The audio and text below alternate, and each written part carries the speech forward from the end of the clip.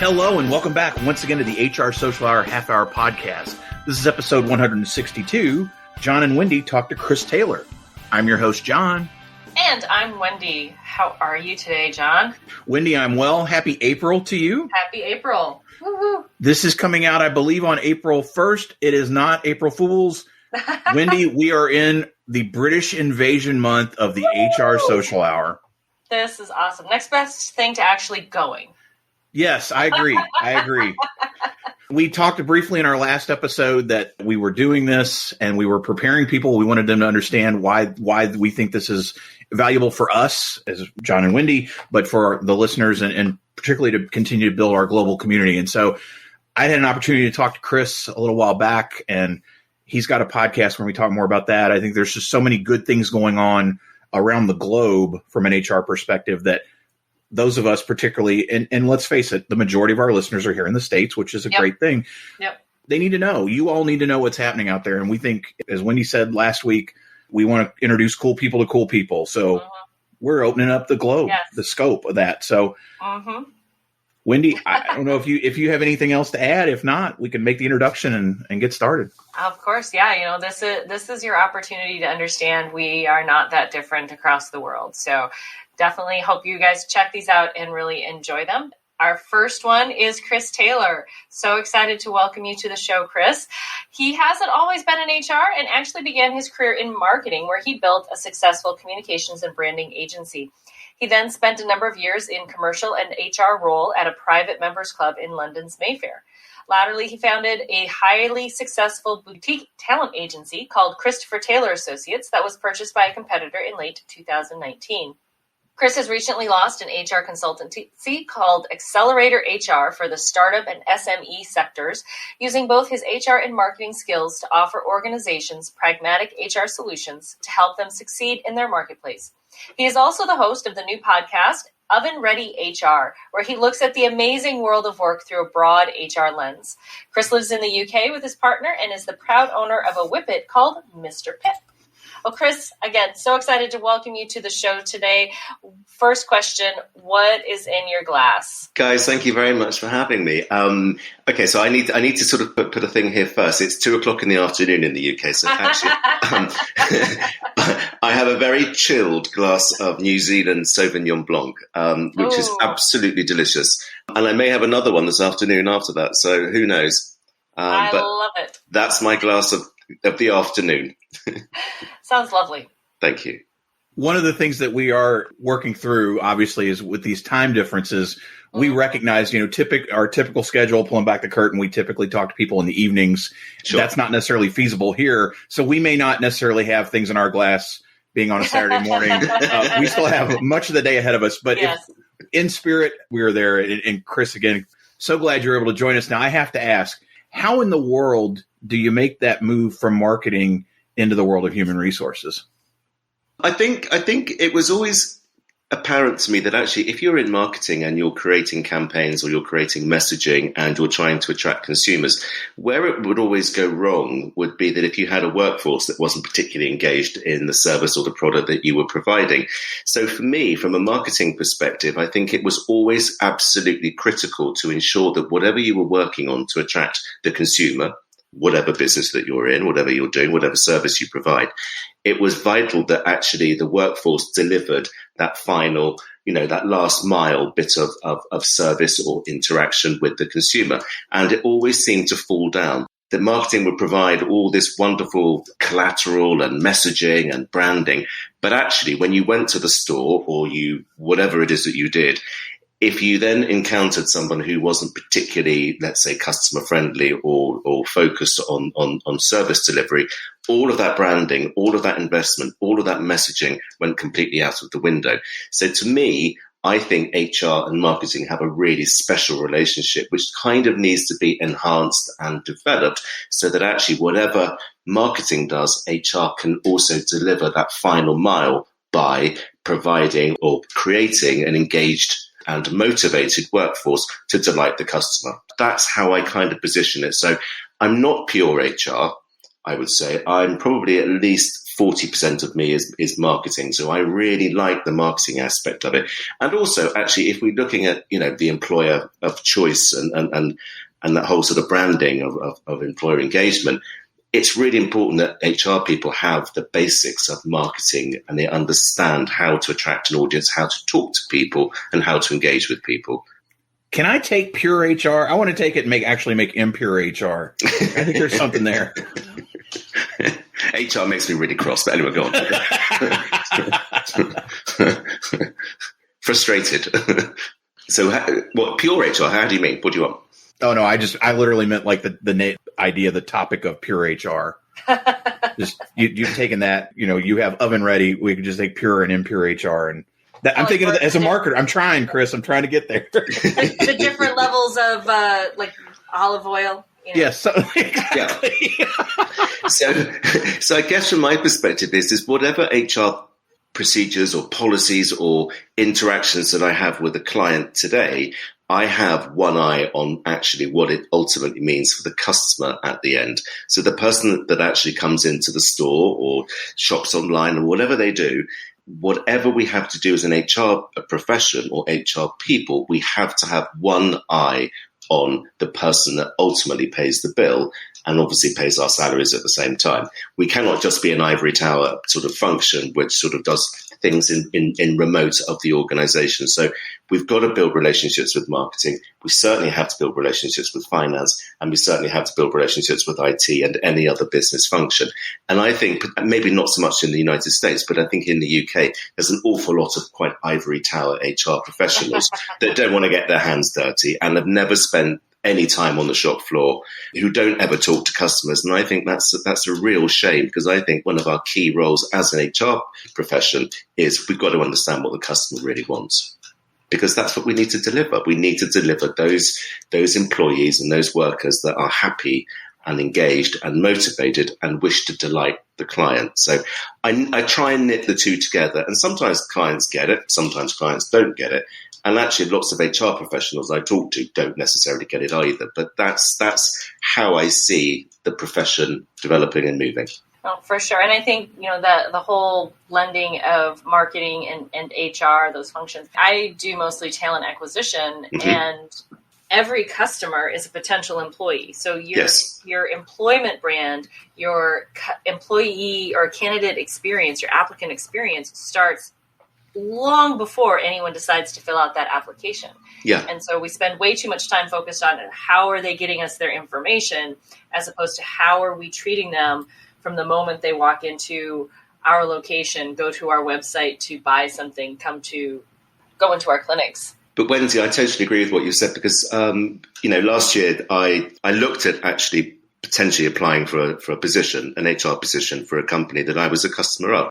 My sort of applicant journey was so poor and so bad that actually I decided I was never going to buy from this customer or this ever again. And I thought, you know what, this has consequences. So if you have a poor talent acquisition strategy and you don't get back to potential candidates and you make it so difficult for them, it does have a consequence. And I thought, no, I'm not going to spend my $30, $40 a month, whatever I was spending with them. That's gone somewhere else. It is that whole getting out of our ivory towers and connecting across the board. I mean, I've been in this long enough to know all about the wars between HR and marketing, and we are still having them, despite the fact our ultimate goal is the exact same thing. Exactly. And the two of us should work so closely together that we understand one another, because they've got skills that we need, and also we've got skills they really need too. So it's got to be a partnership. Definitely. I love it. But now you have, you're talking about your clients and you have your own business. Yeah. What led you to do that? What led you to go out on your own? Because I'm probably unemployable, if I'm honest. I had this talent business. I had this talent business, and I did that for 5 years. And I had absolutely no experience whatsoever of being in recruitment or talent or whatever. And I thought, I could do this better than the market. I'm going to be better than them. And I modeled myself on absolutely nobody. I never looked at any of my competitors. And I thought, I'm going to do this from the position of an applicant. I want to know, I want to work out this journey. And I want to be able to get back to people, and I want to listen to them. I want to give them good advice. I want to give honest advice. And at the same time, I want to sort of develop something that which the clients go, okay, he's really understood the brief. He really knows, he gives us the best candidates. And it's an absolutely smooth as possible process. And I did that, and I built it, and actually it was really successful. And then it actually became too successful, and I became exhausted by it. If I'm honest, I became absolutely exhausted. My partner and I were on holiday in Barcelona. The phone didn't stop ringing. It was a complete and utter waste of time of being on holiday. And then at that point, I decided that no, I don't want to do this anymore. And lo and behold, I sold the business in November 2019, and of course, looking back now with a global pandemic, I was lucky, but that was pure luck. I didn't see anything coming. I literally thought, this is a hard stop.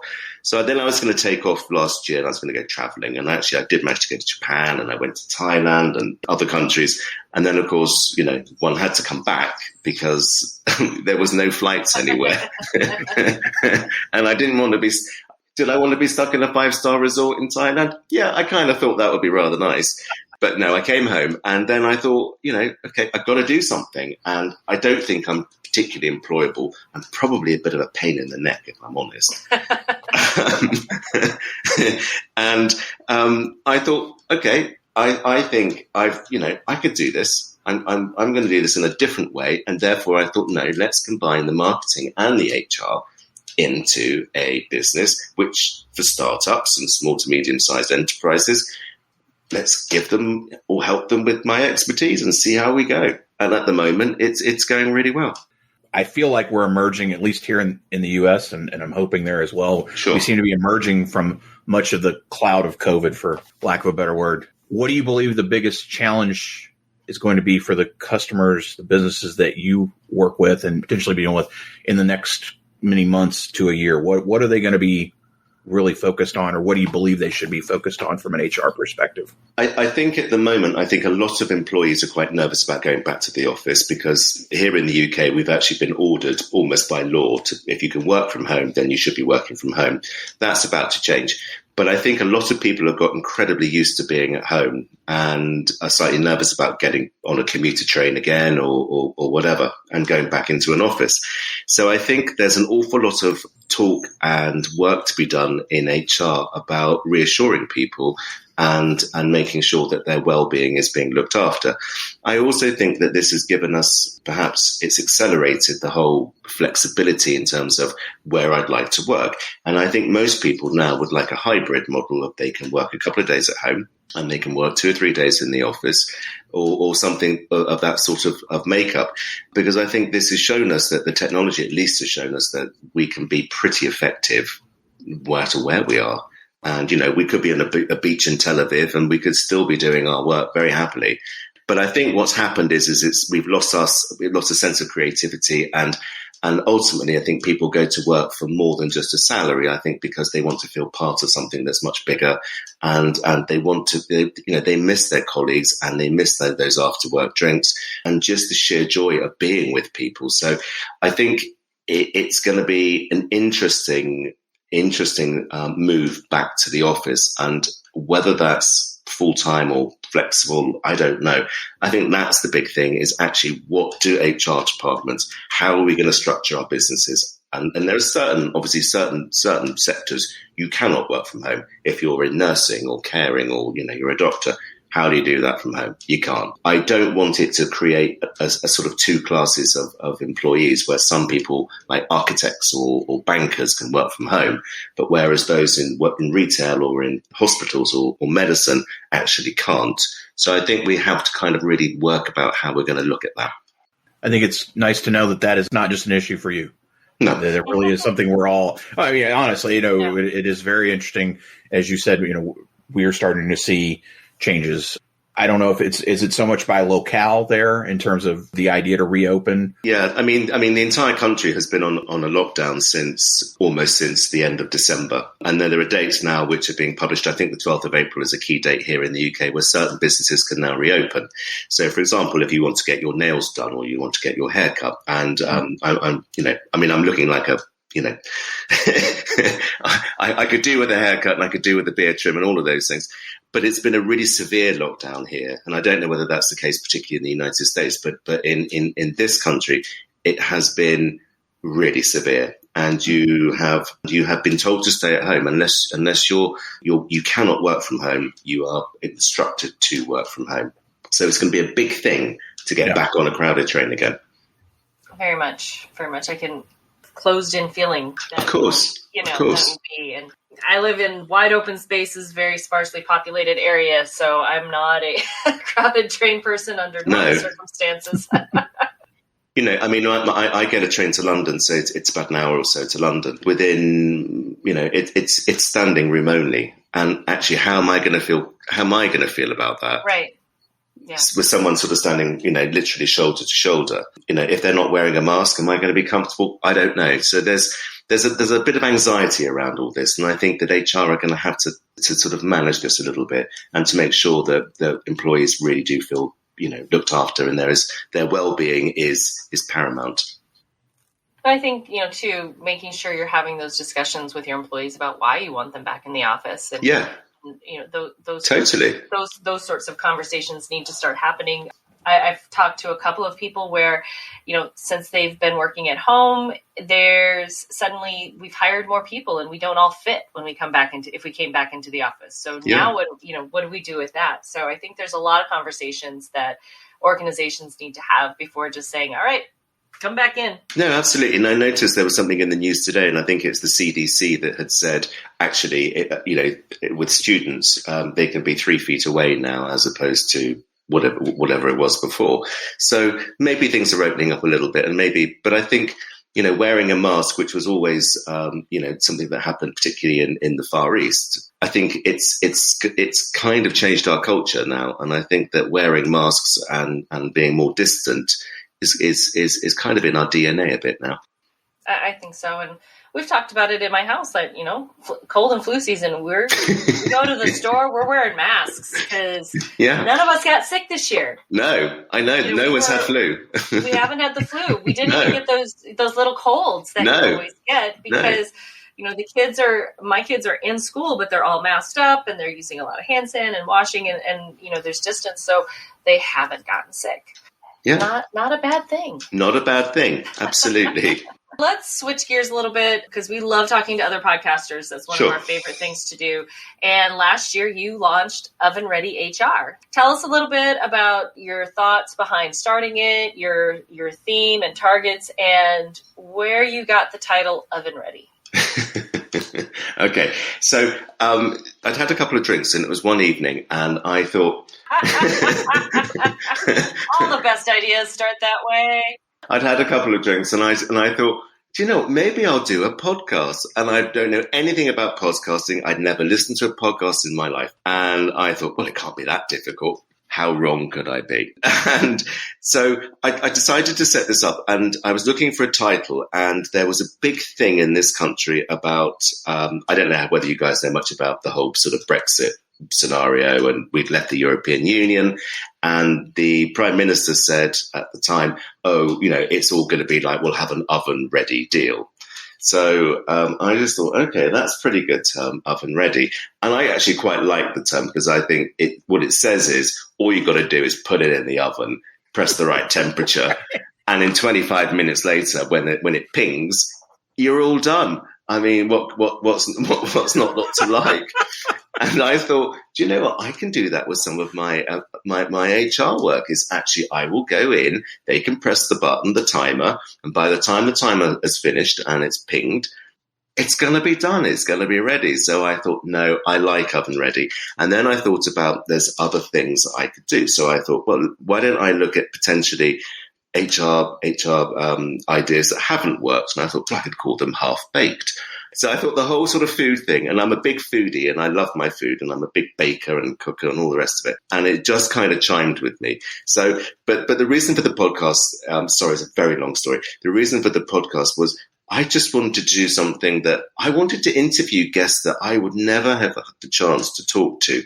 And it was just, you know what? It was a creative outlet. I was feeling a bit down, a bit miserable. And I thought this is a good way to chat to people. So I did it. I love it. And what better way? I mean, people love to be on podcasts. They really do. Oh, Wendy, to be honest with you, I mean, I'm so honoured and so privileged, and and the vast majority of people, some of them say no, but the vast majority of people are absolutely brilliant. And what they'll say is, of course I don't mind. Of course I'll do it. And that's so, and actually that sort of almost sort of reinforces my belief in the human spirit. Is actually people will tend to help people. And, it's a non-commercial thing. There's no sponsorship, there's no nothing. It's a hobby, but it's now grown into something a little bit more than a hobby. So now it's a full-time job. But I love it. I absolutely love it. We understand. I'm preaching to the converted. Now, and you have decided, though, I think one of the interesting things you're doing, Chris, is that you are doing seasons, correct? Yeah. Taking some breaks and what have you. So next week is episode 11, and that's a really good one. That's very much, that's talking to a really interesting Irish trans woman who worked for MasterCard, and she became the first person globally in her organization to transition to a trans woman. And we talked very much about her journey and how she talked to HR and all the bits and pieces that go into quite a complex conversation for her and her colleagues. So that's episode 11, and then I do the 12th one, and then I'm going to have 2 weeks of highlights, which I'm going to call Oven Ready Reheated. Brilliant. Right? Brilliant. It'll give me a break, and then I can bully some other people into appearing on my show. We should say for the record, because he will be upset if we don't. We were initially connected through Steve Brown, who was on your show, and said you guys have to talk. And lovely Steve. He's our number 2 fan, and we appreciate that. I've listened to most of your episodes now, and again, I think it's interesting for us to learn about what else is going on out there, and I'm hoping that people will check it out because there are so many things that are universal there. Absolutely. No, Steve is an amazing man. I mean, I know that he did a LinkedIn update this week, and it's incredible. He's had like 1,000 comments. I think he's had a promotion, and I'm so pleased to know him. And his book that I read really resonated with me because there is such a practical application of HR, and he really isn't obsessed with policies and procedures, and he really wants to be able to engage with his workforce, and I think that's a really positive thing. One of the things that we have done, regardless of seasons, we have started crowdsourcing questions. Wendy says we've given up everything. We haven't, but we do like to offload some of it to the guests. And so it's called delegation. Camara Toffolo asks, how can we best address gender pay inequity and close the gap? Oh, no, that's an interesting one. Now, here there is various legislation called, where organizations have to report their gender pay gap. So if you're an organization of a certain size, you have to say, this is the median salary, this is what females tend to earn, and this is what males tend to earn, and this is what we're going to do to close the gap. So I don't know whether that's the case in the United States, but here it's a really big issue. What you're going to have to do, what organizations need to do is if you're looking at bringing on new talent or you're looking at promotion, is you have perhaps more than one woman on your shortlist. So you tend to widen the pool of potential candidates. I also think that actually women are not as confident as men in asking for pay rise somehow. And I think that, with men, we seem to be a bit more confident in doing this. And I think that what HR need to do is to ensure that people have the confidence and are assertive enough to actually ask for what they want. And it's not seen as something that's being pushy. I mean, it's ridiculous that there is gender, a pay gap between genders. It's the most ridiculous thing I've ever heard. Because actually I've worked with some pretty inspirational female bosses, and all of them have been wonderful. I'm in awe. And as a recruiter, funny enough, do you know what? women make far better recruiters than men do, by far, because I think that they have a much, much greater emotional intelligence than what men have, and they can kind of see things in a much more rounded approach than men. There we go. There's my sweeping generalization of the day. Women are brilliant, and you cannot pay someone less money because they're female. I mean, this is the 21st century, guys. I mean, come on. Chris, it is now time for everyone's favorite part of our show, which is the half-hour question connection. Oh, cool. Woohoo! So, our first question, what career did you dream of having when you were a child? Newsreader.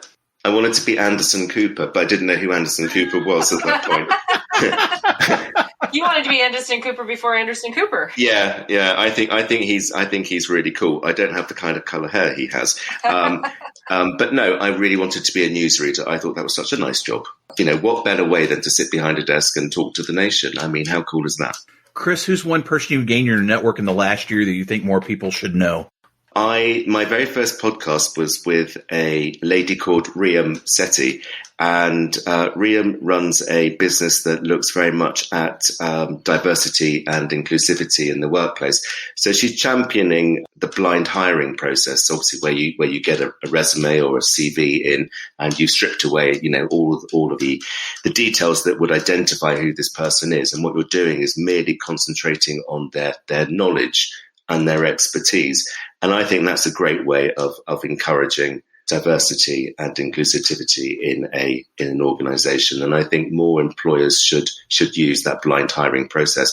And I actually understand it came from an orchestra in Boston. I think they started it first, where the conductor or didn't see who was playing the piece of music. They were behind a screen. So I think it's such a powerful piece of, and a very simple process to actually focus totally on expertise and knowledge. It's fascinating that you mentioned the orchestra auditions. Yeah. I was a music major in college, and we were doing blind auditions 30 years ago. Yeah. You would not have no idea. You'd have the panel that was scoring, but you'd be behind a huge curtain, and you go out and do your thing, and they wouldn't have any idea who was there. And sometimes people were surprised when you said, here's the list, and here's who's playing in what, and kind of look at each other like, what? But it's best person on that day, regardless of who they are. That's who got it. And so you might see a first-year student all of a sudden right at the top, as opposed to those that are older or supposedly better. But yeah, very, very interesting. And it removes our prejudices, and it removes our, unconscious bias and all that sort of thing. And I think that's a really powerful thing to do, because I think organizations will be surprised, and how wonderful that could be to get somebody in through that process. How do you maintain balance? In terms of mental balance, do you think? Or however you interpret it. I'm no gym rat, I can assure you. I lift weights. And I love the process of lifting something heavier than the week before. And, I do my reps, and I increase my numbers of how many reps I've done. No, I'm a weight. I love lifting weights. And then the other thing to do is, of course, which is counterintuitive, is I eat like a horse. So I undo all the good work in the gym, and then sort of come back and have a huge pizza. But that's how I do it. There's my balance. I love it. Chris, how do you enjoy giving back to the HR community? I've had some really good feedback from my podcast from people who said, I've really enjoyed that episode, and I've really liked what you've done. For me, it's if I can help anybody in terms of perhaps getting on the career ladder with their HR, or helping with their studies, or helping with anything that they want to do, they're curious about the profession, then I'd really like it if people would come and talk to me. So I've got a podcast coming up with some students, university students who are studying HR, and I want to talk to them very much about their ideas for the future, what their dreams are, how they view the profession, what they think is right with the profession, what's wrong with the profession. If I can help students at the very beginning of their career, I think that's what I'd like to do. So I'm very much looking forward to that recording, I have to say. What is your favorite movie? 2 movies. As a kid, it was the Goonies. Who doesn't want to go and find a pirate ship with a load of treasure?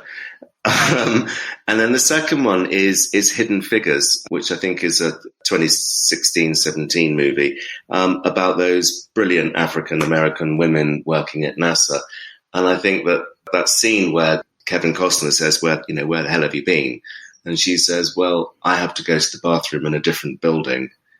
It was so, I cried. And I thought this is such a powerful movie to actually show people that, how far we've come, but also how much further we have yet to go. And I think Hidden Figures is it should be compulsory viewing for everybody, really. It's a wonderful movie. Wonderful. Chris, what was the first concert you remember attending? The first concert I ever attended was Michael Jackson when he played in London.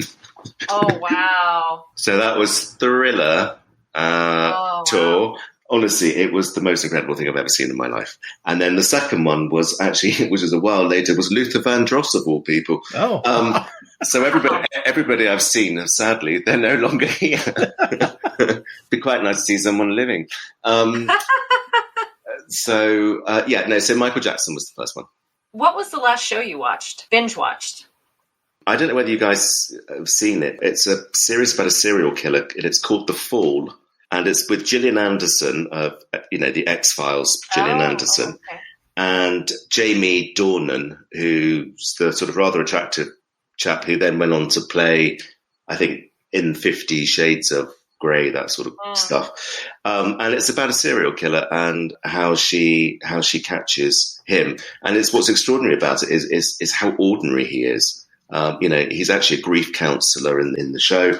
And he's married and he's got 2 young children, but there is such a dark and twisted side to him. And actually it's her brilliant portrayal of a female detective generally in quite a misogynist sort of environment and how she overcomes that. So it's a really good show. Chris, you mentioned the Goonies. There's a YouTube series called Together Apart. Okay. So it's the guy from Frozen. I can't think of his name. Josh Gad. Thank you. Yeah. Josh Gad did these reunion shows over the last year as fundraisers, and he did the Goonies. It was every living actor still from the movie. Really? And Steven Spielberg showed up. Cyndi Lauper showed up.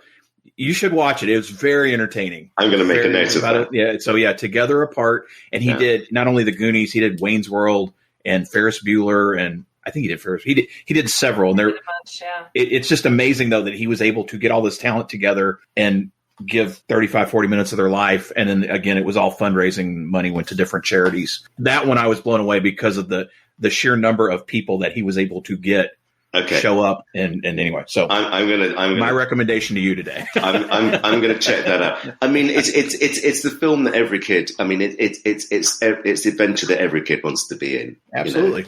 Absolutely. There's a little bit of danger. There's a bit of this, but there's treasure at the end. I mean, what's not to like? Chris, what's a hobby or a thing you really like to do that may surprise people? I make an inordinate amount of bread and cakes and confectionery. And I also consume an inordinate, huge amount of. So I spend my entire weekend ripping recipes out of magazines and newspapers and printing things offline. And my poor partner has to put up with, let's try this weekend. So I'm a great shopper of unusual ingredients. And of course, you buy all these things and you only ever use them once. And then sort of 2 years down the line, you think, what's this spice for? What did I use that for? So at the moment, I've got a big obsession with star anise. So whatever thing I'm cooking has to have star anise in it now. So that's my new go-to spice. I love it. Some of them work, some of them don't. I can. There's quite a lot put out for birds and things. Chris, what do you believe is the biggest misconception people have about Great Britain? We all live in London. We all know the Queen. You don't? No. Okay, scratch. This is done. We're done. No. Do you know what? It's so funny. I mean, when I've been to the States, I mean, what strikes anyone from this country when we go to America is how enormous everything is. Because I think the UK would actually fit into Oregon or something. So, I mean, and you probably think, well, actually, I could drive from the, one side of Oregon to the other in, 5 seconds.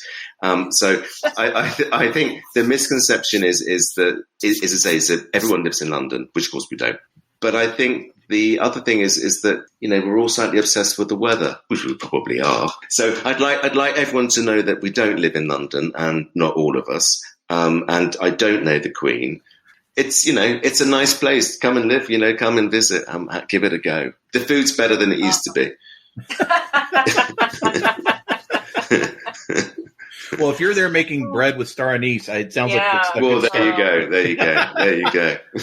Chris, we talked about crowdsourcing questions, so you have the opportunity, and as a fellow podcaster, if you could ask the next guest of the HR Social Hour any question, what would it be? Now, does the question have to be HR related, or can it be something? It can be whatever you would like it to be, as long as it's not illegal or immoral. I think we're good to go. All right. Okay. So there's a show there's a radio show in the UK called Desert Island Discs, and so one of the questions that they ask, which is a good one, is if you were transported to a desert island, what one luxury would you take?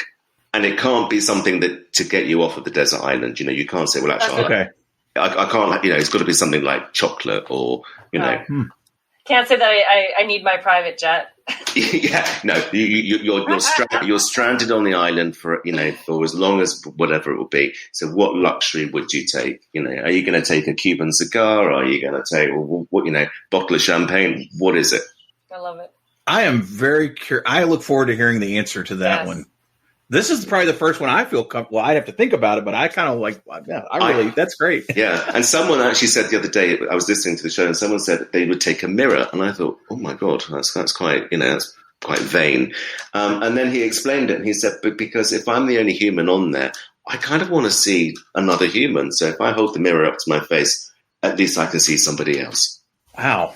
Getting deep on Desert Island Discs. I like it. I like it. Yeah. Chris, I cannot thank you enough for taking part in this. This is the kickoff to the British invasion. I cannot think of a better person for us to get started. Appreciate you so much what you're doing, especially in the HR podcast community. And I know most of our listeners here probably don't know you. We want to rectify that. Best way for them to reach you out there. Okay. Chris at ovenreadyhr.com. We will have that in the show notes, and we'll have a link to the podcast as well. I cannot tell you how much I've enjoyed speaking to you both. It's been a huge privilege, and I absolutely adore the work that you do, and I think it's been a huge honor. So I'd like to say thank you very much indeed for having me. This has been a joy and a great way to start. Wendy, how about you? Best way for listeners to find you out there? Best way is on my blog, mydailyjourney.com, daily D as in dog, AILEY.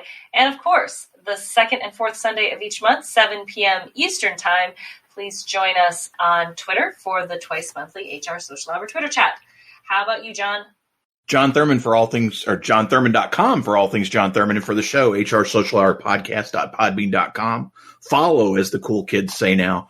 Don't subscribe. Follow. Whatever platform you're on, follow us. International listeners, we're going to say it again. You're getting an entire month of international guests. There's no excuse for you not to contact us. Let's talk. Let's get something set up. And Chris will tell you it's fairly painless. Hopefully he'll tell you that. But let's continue the conversations, because we are so excited to continue to build this community globally. And this is just the start. So Chris, again, really appreciate you being with us. So for the HR Social Hour Half Hour podcast, I'm John. And I'm Wendy. And as always, be sure to connect, give back, and network. Take care, everybody. We'll see you soon.